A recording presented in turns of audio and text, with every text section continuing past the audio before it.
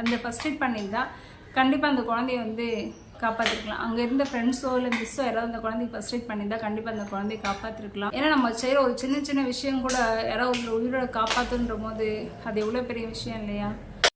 Hi friends, எல்லாருக்கும் வணக்கம். Welcome to Sai Pallavi விலாக்ஸமன். நான் தான் உங்கள் திவ்யா. எனக்கு ரொம்ப ஒரு முக்கியமான ஒரு விஷயத்தை பற்றி தான் இந்த வீடியோவில் பேச போகிறோம்.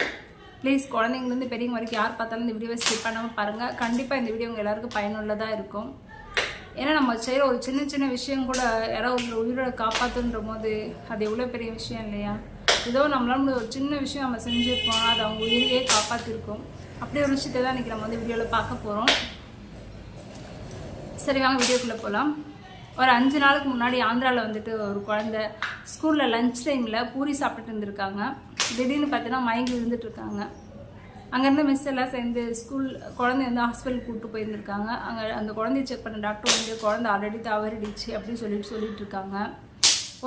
ஒரே ஒரு சின்ன விஷயம், ஒரு ஃபர்ஸ்ட் எய்ட், அந்த ஃபர்ஸ்ட் எய்ட் பண்ணியிருந்தா கண்டிப்பாக அந்த குழந்தைய வந்து காப்பாற்றிருக்கலாம். அங்கே இருந்த ஃப்ரெண்ட்ஸோ இல்லை மிஸ்ஸோ யாராவது அந்த குழந்தைக்கு ஃபர்ஸ்ட் எய்ட் பண்ணியிருந்தா கண்டிப்பாக அந்த குழந்தைய காப்பாற்றிருக்கலாம்.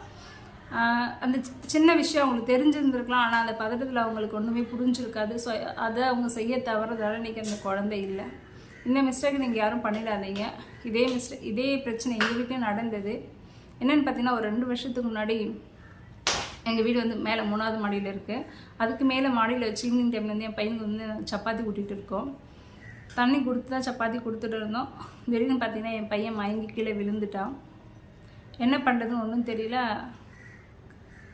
தலைலாம் கீழே அப்படியே தொங்கிருச்சு, கண்ணெல்லாம் மேலே போயிடுச்சு, எந்த மூச்சு போயிடுச்சு, எந்த அசைவுமே கிடையாது. அங்கேருந்து சத்தம் போட்டு செம்மையாக அழுதுட்டு எங்கள் எல்லோரும் ஃபேமிலியோடு அழுதுட்டு குழந்தை படியில் தூக்கிட்டு வரோம்.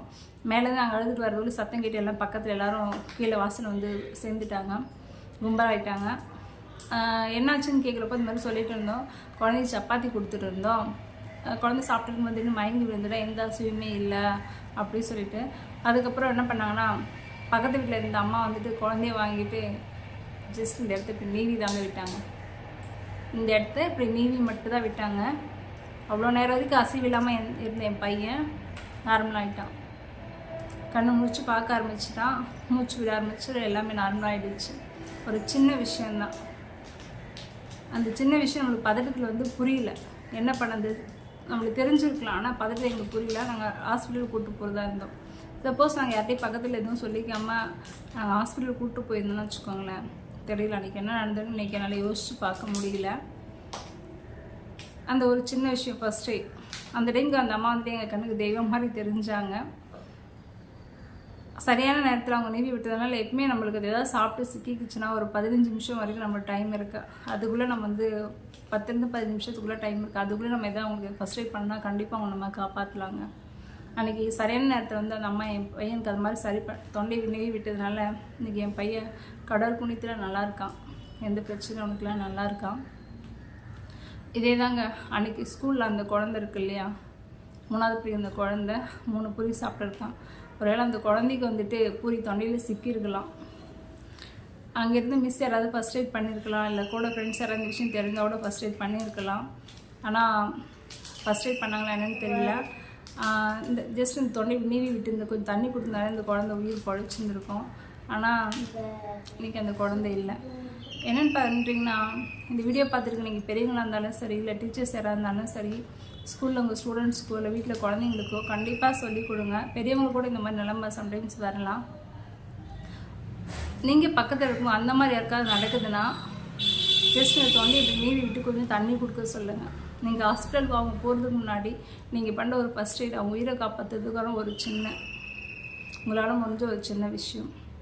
இது வந்து உங்களுக்கு ஒரு சின்ன விஷயமா இருக்கலாம், ஆனால் அது வந்து ரொம்ப பெரிய விஷயம். ஏன்னா ஒரு உயிரே நீங்கள் காப்பாற்றுறீங்க. ஃபர்ஸ்ட் எய்ட் நிறைய விஷயங்கள் வந்துட்டு ஃபர்ஸ்ட் எய்ட் பண்ணாமல் ஹாஸ்பிட்டல் போகிற வழியில் நிறைய பேர் தவறி போகிறவங்களும் இருக்காங்க. ஒரு சின்ன ஃபர்ஸ்ட் எய்ட் பண்ணியிருந்தா இன்னும் அவங்க ஹாஸ்பிட்டல் போகிற வரைக்கும் அவங்க உயிரை கொஞ்சம் கையில் பிடிச்சி வச்சுருக்க மாதிரி ஒரு விஷயம். உங்கள் வீட்டில் குழந்தைங்க இருக்காங்கன்னா குழந்தைங்கள இந்த மாதிரி சொல்லிக் கொடுங்க. அவங்க ஃப்ரெண்ட்ஸாக இருக்கா இந்த மாதிரி இல்லை ஸ்கூலில் லஞ்ச் சாப்பிடும்போது மாதிரி ஆகுது, இல்லை பக்கத்தில் பசங்க விளையாடும் போது லஞ்ச் இல்லை ஸ்நாக்ஸ் எது சாப்பிடும்போது மாதிரி ஆகுதுன்னா கொஞ்சம் நீவி கொடுத்து தண்ணி கொடுக்க சொல்லுங்கள். இந்த விஷயம் தான் கிடையாது. வேறு எந்த விஷயம் மயங்கி விழுந்தால் கூட சரி, இல்லை வேறு எதுனா பிரச்சனை கூட சரி, எல்லாத்தையுமே ஏதாவது ஒரு ஃபர்ஸ்ட் எய்ட் இருக்கும் இல்லையா? ஸோ அது வந்து நம்மளால் முடிஞ்சது மற்றவங்க நம்மளுக்கு செய்யணும். நம்ம மற்றவங்களுக்கு பண்ணுறது எல்லாமே ஒரு சின்ன சின்ன விஷயங்களாக தாங்க இருக்கும். நிறைய ஃபஸ்ட் எய்ட் நிறைய விஷயங்களுக்கு ஃபஸ்ட் எய்ட் பண்ணலாம். சப்போஸ் ஒரு ஃபிக்ஸ் வந்துருச்சுன்னா, இல்லை ஓவராக ஃபீவராக இருந்தால், மயக்கம் போட்டு விழுந்துட்டாங்கன்னா, வேறு ஹார்ட் அட்டாக் வந்தால், எல்லாத்துக்கும் ஒவ்வொரு விதமாக ஒரு ஃபஸ்ட் எய்ட் இருக்கா. எதுக்கு எந்த ஃபஸ்ட் எய்டுன்றது உங்களுக்கு தெரிஞ்சுக்கணும்னா எனக்கு கமெண்ட் பாக்ஸில் சொல்லுங்கள். கண்டிப்பாக கமெண்ட் பாக்ஸில் வந்து ஃபஸ்ட் எய்டுன்னு சொல்லிட்டு எனக்கு கமெண்ட் பண்ணுங்கள். கண்டிப்பாக அதுக்கு நான் இன்னொரு வீடியோ எடுத்து போடுறேன். எந்தெந்த பிரச்சனைகளுக்கு எந்தெந்த ஃபஸ்ட் எய்ட் பண்ணணும் அப்படின்னு சொல்லிட்டு தெரியாதவங்க. சரிங்களா? ஒரு சின்ன விஷயந்தான் நம்ம பண்ண அந்த ஒரு சின்ன விஷயம் அவங்களோட உயிரையே காப்பாற்றி கொடுக்கும். அவங்கள நம்பி அவங்க வீட்டில் எத்தனை பேர் இருப்பாங்கல்ல, அந்த குழந்தைய நம்பி அவங்க அப்பா அம்மா இருப்பாங்க, இல்லை பெரியவங்களை நம்பி அவங்க பசங்க இருப்பாங்க.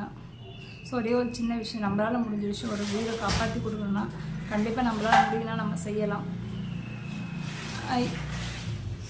இந்த வீடியோ வந்துட்டு ஒரு 5 நாளாகவே நான் இந்த வீடியோ போடணும்னு நினச்சிட்டு இருந்தேன். எனக்கு கொஞ்சம் உடம்பு முடியாதனால நான் வீடியோ போடாமல் இருந்தேன். ஏதோ எனக்கு தெரிஞ்ச ஒரு விஷயத்த வந்து உங்கள் எல்லார்கிட்டையும் சொல்லணும்னு நினச்சிட்டே இருந்தேன். ஏன்னா நான் சொல்கிற இந்த ஒரு விஷயம் வந்துட்டு இதுக்கு முன்னாடி உங்களுக்கு தெரிஞ்சிருக்கலாம், ஆனால் நீங்கள் அதை பதட்டத்தை பண்ணாமல் இருந்திருப்பீங்க. இப்போ வந்துட்டு இந்த சப்போஸ் இதுக்கப்புறம் இந்த மாதிரி ஏதாவது நடக்குது, பெரியவங்களுக்குள்ள குழந்தைங்களும் நடக்குதுன்னா கண்டிப்பாக இந்த வீடியோ உங்களுக்கு ஞாபகம் வரும் இல்லையா?